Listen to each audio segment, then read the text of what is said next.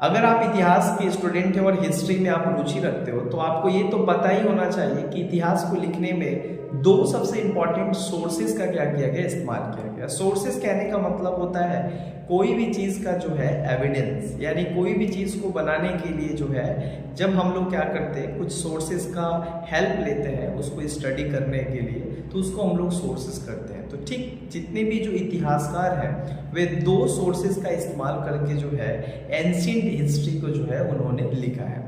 सबसे पहला होता है लिटरेरी सोर्सेज और दूसरा होता है non literary sources. Non literary sources को आर्कोलॉजिकल सोर्सेज भी कहा जाता है।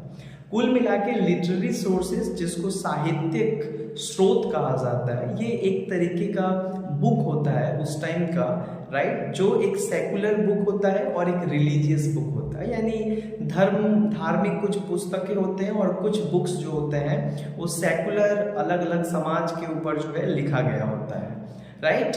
सो सबसे पहले जैसे धार्मिक पुस्तक में आता है वेद, उपनिषद और आपका पुराण, एंड देन उसके बाद जो आता है आपका बौद्ध धर्म का त्रिपिटक, जैन धर्म का अंगस, ये तमाम जो है रिलीजियस बुक है जो एंशिएंट हिस्ट्री के बारे में क्या करता है, हमें बहुत सारा इंफॉर्मेशन देता है। ठीक उसी तरीके से जो है कुछ सेकुलर बुक्स भी हैं, जैसे कि अर्थशास्त्र कौटिल्य के द्वारा लिखा गया।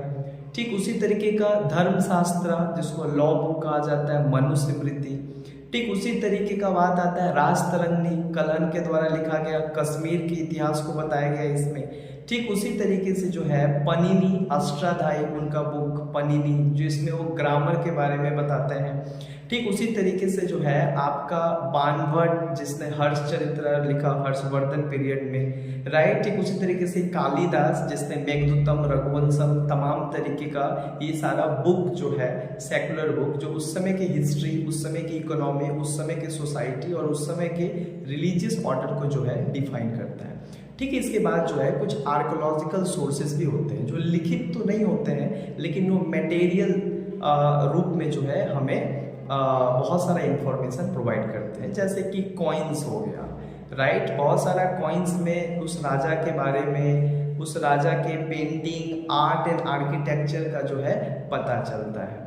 उसके बाद जो है इंस्क्रिप्शन, बहुत सारे राजा उस समय लिखने की खोज जब नहीं हुआ था, पेपर का खोज नहीं हुआ था, तो वे लोग पिलर पे, राइट, स्क्रिप्ट पिलर पे लिखा करते थे, राइट, एडिक्स पे लिखा करते थे।